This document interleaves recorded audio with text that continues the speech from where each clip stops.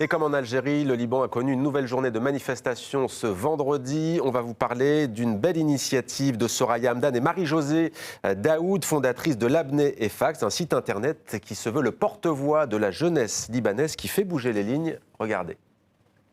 Donc en fait, Labné et Fax, c'est né il y a 3 ans de beaucoup de frustrations en fait. Un peu toutes les frustrations qu'on entend aujourd'hui dans la rue libanaise. Donc évidemment la corruption, évidemment le confessionnalisme. Mais pour nous, il y avait une frustration supplémentaire, c'était la manière dont les médias locaux en fait traitaient la situation au Liban.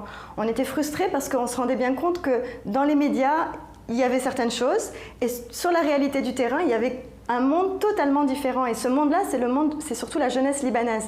En fait, la jeunesse libanaise, elle est merveilleuse, elle est innovante, elle est créative, elle est résiliente. Et on a senti sur le terrain qu'elle avait vraiment envie de changement, qu'elle avait vraiment envie de vivre ensemble, de vivre en paix et de faire bouger les choses. Sauf qu'elle a juste besoin d'un petit coup de pouce, elle avait besoin qu'on lui donne les moyens.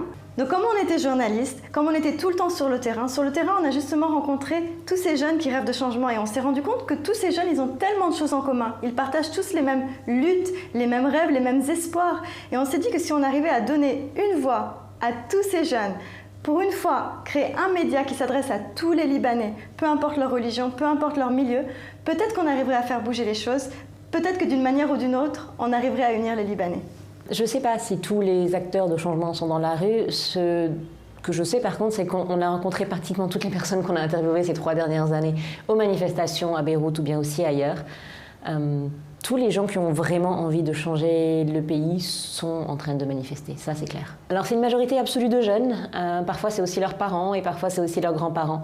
Ils viennent de partout, de toutes les confessions, de toutes les religions, de toutes les communautés, de tous les milieux socio-économiques. Parfois c'est la première fois qu'ils rencontrent quelqu'un d'une religion différente.